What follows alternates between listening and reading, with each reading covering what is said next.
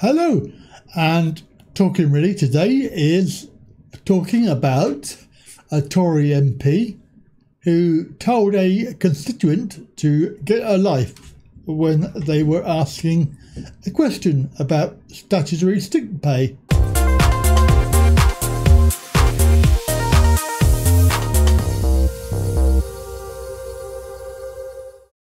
Now, don't get me wrong, if somebody was in Spain in a state of distress, having just visited their brother who is suffering from acute dementia, and then they see on their Twitter feed that they have all these comments from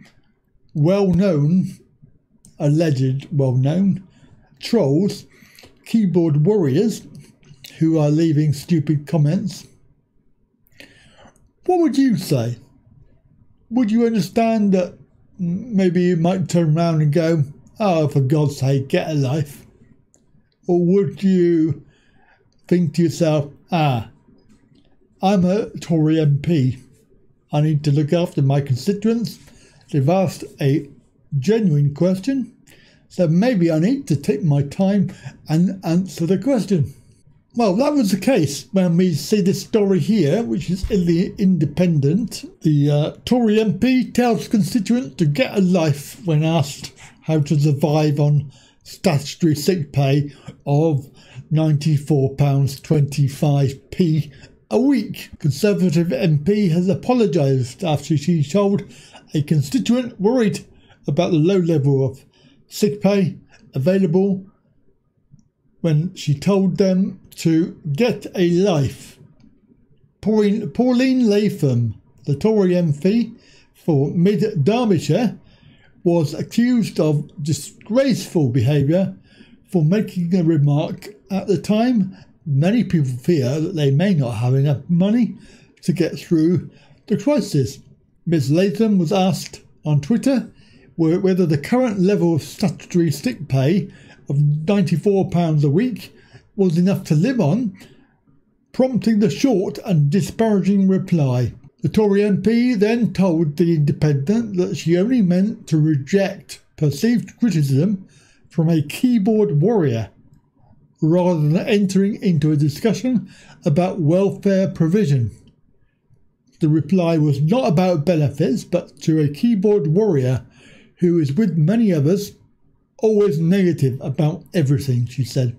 Now, I can understand that, you get a bit sick of all these dickhead idiots putting their comments on your channel or on your Twitter feed.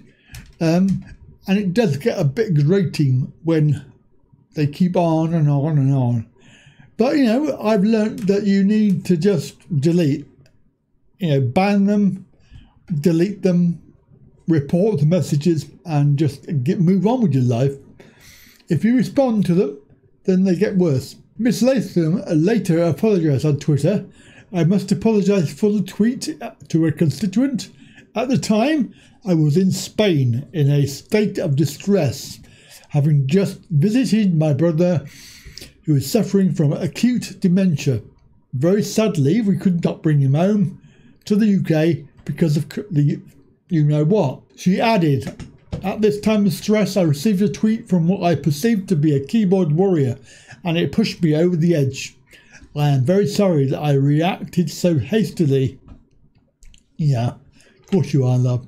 The Mid Derbyshire constituent who had asked the initial question on Twitter said it had been a sincere question about the abysmal level of sick pay that some people will have to survive on if they get ill. The constituent later tweeted, I am sorry to hear about Pauline Latham's brother. Her response to my question was a bit of a shock. I understand now that she was distressed, I get that, but I think perhaps she should not have answered at all in the circumstances. Many on social media criticised her initial remark, claiming that she displayed a lack of empathy with the most vulnerable, and the journalist Tanya Gold said, it's a constituent. You can't choose which of them you treat well. You are their servant. Obviously, the Labour Party has called in for a series of emergency financial protections for workers, including a rise in statutory sick pay from the £94.25p a week, and income protection for low-paid and self-employed workers. It follows announcements by the Chancellor that those eligible for sick pay who are required to self-isolate will get it even if they are not displaying symptoms, without the requirement to obtain a sick note from a doctor. So there we go, and it goes on a little bit further in depth into this story, because some of these comments were about why was she in Spain? Why was she there when Parliament was in session? Because it's not holiday time, and of course with all the hanging around as well, she was receiving a lot of comments about that aspect as well. There we go, that's the story. Hope you enjoyed that, and don't forget we need to get some thumbs up, a like and share, and I will catch you again very soon. Bye for now.